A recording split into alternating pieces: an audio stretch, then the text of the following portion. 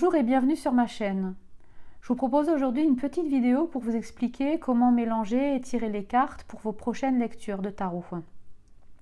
Avant de commencer, vous allez être confronté à un premier choix en termes de lecture, car dans ce domaine, il y a deux écoles. Il y a ceux qui lisent tout à l'endroit et ceux qui lisent à l'endroit envers. Je m'explique. Par exemple, quand vous allez faire un tirage passé, présent, futur, vous allez prendre 3 cartes que vous allez sortir du jeu. Donc, comme ici, là, je prends par exemple ces 3 cartes-là. Elles se présentent en fait de manière à ce qu'elles soient orientées vers moi. Donc, je suis dans un jeu, ici, une lecture tout à l'endroit. Sauf pour celle-ci qui est à l'envers de moi, puisqu'elle regarde vers votre sens. Donc, je suis dans un schéma endroit-envers. Moi, personnellement, je n'adopte pas ce style de lecture, je lis tout à l'endroit. Donc, quand j'ai des cartes qui sortent comme ça à l'envers, je les retourne pour avoir un jeu de lecture tout à l'endroit. À vous de voir comment vous voulez pratiquer. Il n'y a pas de bonne ou de mauvaise manière de faire.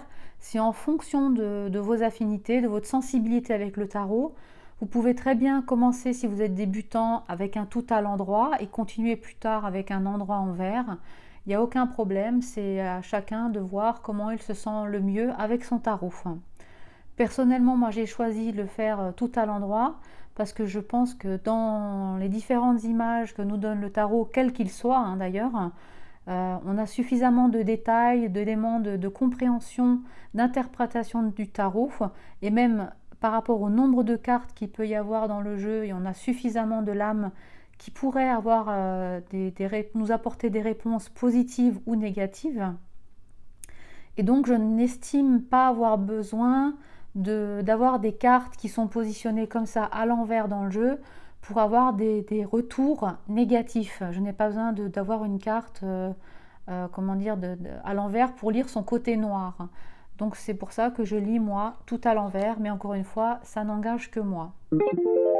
Ceci étant dit, revenons à nos boutons. Au début de la vidéo, je vous disais donc que c'était pour vous présenter la façon de mélanger et de tirer les cartes. Pour ce faire, je vous propose de vous mettre dans 2 situations différentes. La première est celle où vous allez tirer les cartes pour vous-même. La deuxième sera de vous présenter un tirage fait pour une autre personne, avec un requérant par exemple en face de vous. Dans le premier cas, donc quand vous tirez les cartes pour vous-même, vous allez commencer par les battre. Pour ce faire, vous les prenez entre vos mains et vous les battez comme un jeu classique. Alors pour ce qui est de la durée sur laquelle on doit battre les cartes, il y a aussi plusieurs écoles.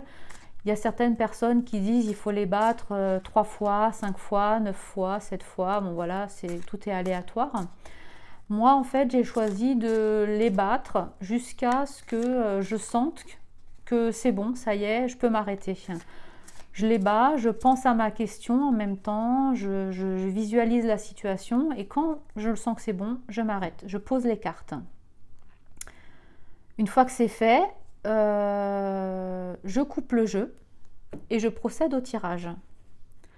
Donc je coupe avec la main gauche. Il y en a là, il y en a qui le font pas, c'est à vous de voir, vous n'êtes pas obligé de couper les cartes. Moi je le fais avec la main gauche puisque c'est pour moi la main du cœur. Et là je procède à mon tirage, simplement moi je prends 3 cartes. J'ai décidé de prendre les 3 du dessus puisque comme j'ai coupé le jeu, c'est pour moi là où sont les cartes. Vous pouvez aussi choisir de ne pas prendre les cartes du dessus et d'étaler votre jeu et d'en sortir 3 cartes. Voilà, que vous allez positionner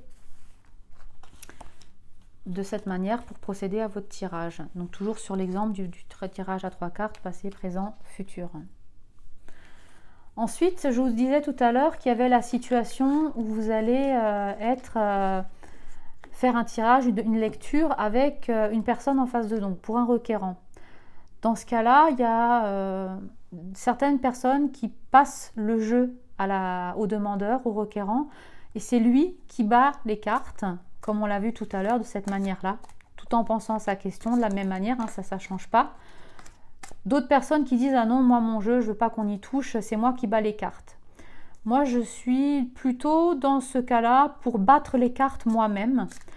Pas parce que je ne veux pas que les gens touchent à mon jeu, mais simplement parce que je pense que si la personne est en face de moi et qu'elle n'a pas l'habitude de se faire tirer les cartes, ou des fois ça met les gens un peu mal à l'aise de toucher aux cartes de tarot de quelqu'un, et j'ai pas envie qu'il soit mal à l'aise, qu'il soit pas bien dans sa séance, et donc du coup je bats les cartes moi-même simplement pour les mélanger.